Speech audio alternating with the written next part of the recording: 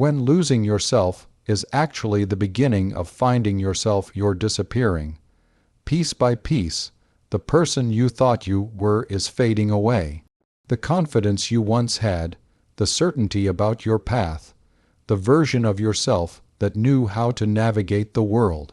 It's all crumbling, and the worst part, you can't stop it. You wake up and don't recognize the person looking back at you. Your old passions feel hollow. The relationships that once defined you now feel like costumes you're wearing. Even your own thoughts feel foreign, like they belong to someone else. This is one of the most terrifying experiences a human being can go through. The dissolution of self, the loss of identity. It feels like dying while you're still alive.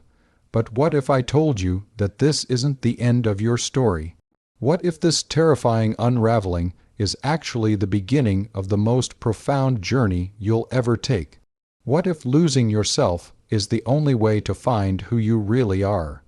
You've spent your entire life building this identity. Layer by layer, year by year, you constructed a version of yourself that made sense. The good student, the reliable friend, the successful professional, the strong one, the understanding one. Whatever role you carved out for yourself, you wore it like armor. And it worked. For a while, it worked beautifully. This identity got you through doors, earned you love, gave you purpose.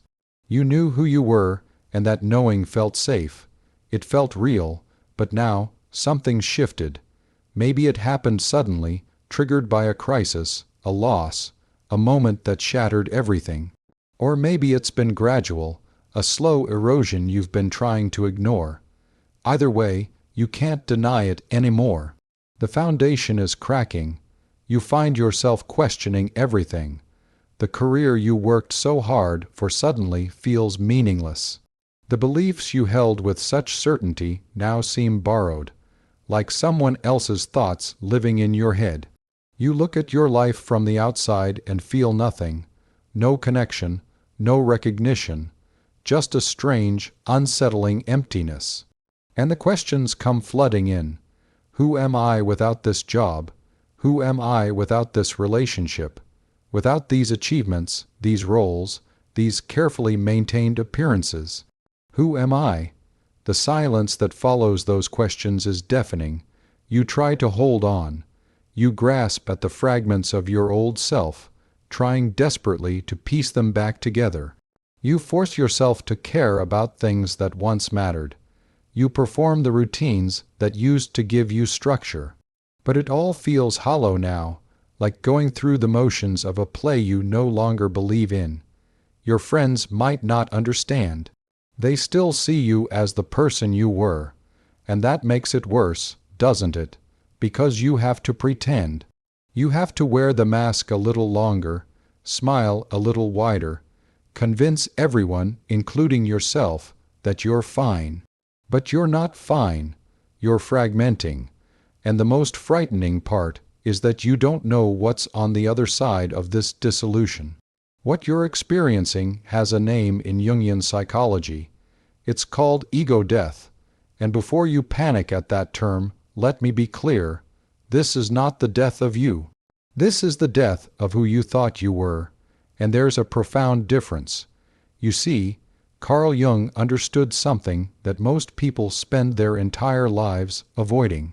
He understood that the identity we build, the persona we present to the world, is not our true self.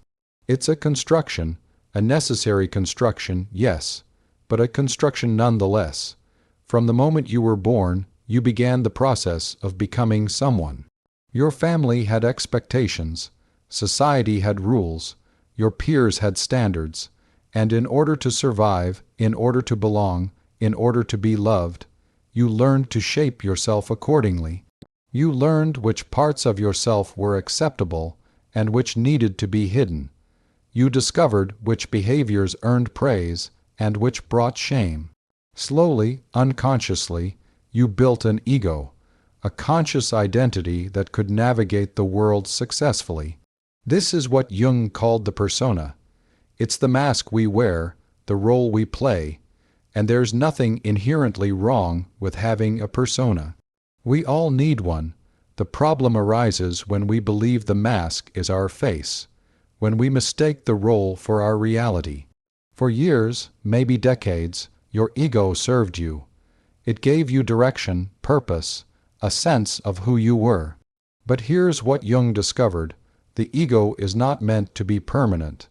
It's meant to be a starting point, not a destination. The process Jung called individuation is about moving beyond the ego's limited understanding of who you are. It's about integrating all the parts of yourself that you've denied, rejected, and hidden away. It's about discovering the self with a capital S, that deeper, more authentic core of your being that exists beneath all the conditioning. And this process, it always begins with dissolution. You cannot integrate what you refuse to release. You cannot find your true self while clinging desperately to your false one. The persona must crack. The ego must soften. The carefully constructed identity must break down. This is what's happening to you right now. Your psyche is initiating you into a deeper level of consciousness. The part of you that knows, the part Jung called the self, is orchestrating this breakdown because it's time. Time to shed what no longer serves you. Time to stop living someone else's story and start discovering your own.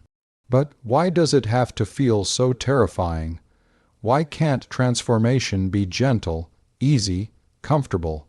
Because the ego doesn't surrender easily.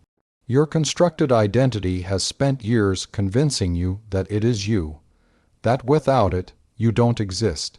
So when it begins to dissolve, when those structures start to crumble, your entire system goes into panic mode. You're not just losing a job or a relationship or a belief. You're losing the framework through which you understood reality. You're losing the story you've been telling yourself about who you are. And that feels like death because, to the ego, it is death. But you are not your ego. You are the awareness that witnesses the ego. You are the consciousness that exists before the identity was formed and will continue after it dissolves. You are so much more than the small, constructed self that's falling apart. Here's the truth that changes everything. You are not losing yourself. You are losing your attachment to an illusion of yourself, and that illusion has been suffocating you. Think about it. How much energy have you spent maintaining that identity? How many times have you silenced your true desires to fit the role? How often have you betrayed your own needs to preserve the image? The person you're afraid of losing has been a prison disguised as protection. What's really happening in this moment of dissolution is that your authentic self is finally strong enough to emerge. All those years of building the ego weren't wasted. They were preparation. You needed to construct an identity first so that you could learn how identity works, how it's formed, how it limits you. But now you've outgrown it. Like a snake shedding its skin, you're ready for something more expansive. The old container can no longer hold who you're becoming. Jung spoke about the second half of life as a time of profound psychological transformation. In the first half, we build. We construct our identity, establish our place in the world, achieve, acquire, become someone.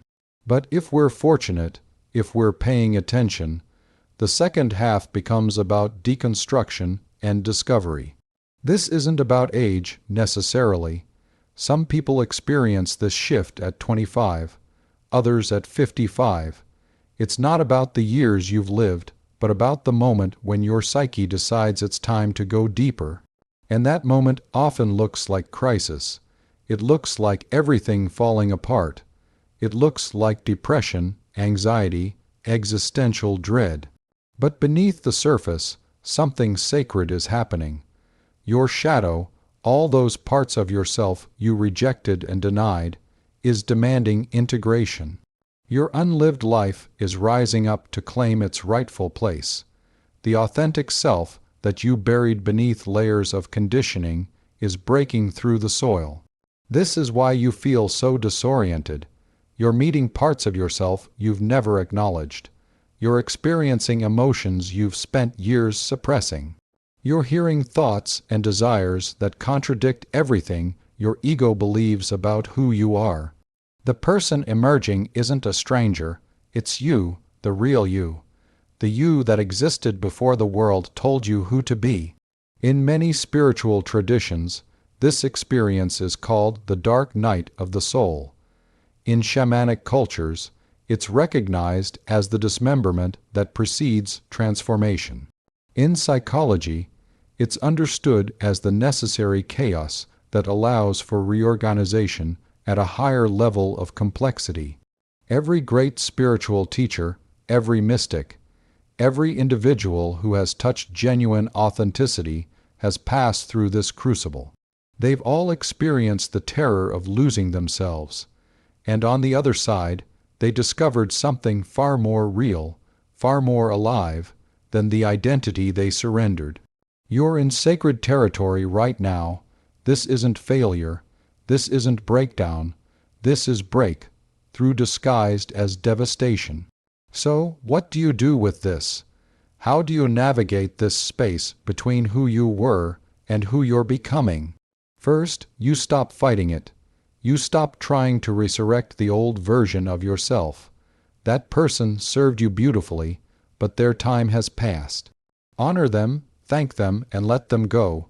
Second, you embrace the not, knowing this liminal space, this in-between, this void where you don't yet know who you are. This is the fertile darkness where transformation happens. You cannot rush it. You cannot skip it. You must be willing to dwell in the uncertainty. Third, you start paying attention to what emerges naturally. In the absence of your old identity, what wants to come forward? What desires surface? What truths whisper? These are breadcrumbs from your authentic self. This process isn't about becoming someone new. It's about removing the layers of conditioning, expectation, and performance to reveal who you've always been underneath. You're not creating a self, you're uncovering one, and it won't happen all at once. Integration takes time. There will be days when you glimpse your authentic self so clearly it takes your breath away. And there will be days when you fall back into old patterns, old fears, old identities. That's not failure. That's the rhythm of transformation. Be patient with yourself. Be compassionate with yourself. You're doing something incredibly difficult. You're choosing consciousness over comfort. You're choosing truth over safety. You're choosing the unknown over the familiar. Not everyone makes this choice. Most people spend their entire lives clinging to the false self, terrified of what might happen if they let go. But you're here, you're in the fire, you're allowing the transformation. Jung said that the privilege of a lifetime is to become who you truly are. Not who your parents wanted you to be, not who society expected, not who your ego convinced you that you had to be to survive, but who you actually are in your essence, in your truth. That journey begins exactly where you are right now, in the dissolution, in the uncertainty, in the terrifying, beautiful space of not, knowing you're not losing yourself. You're finally, courageously, bravely, finding yourself, and that changes everything.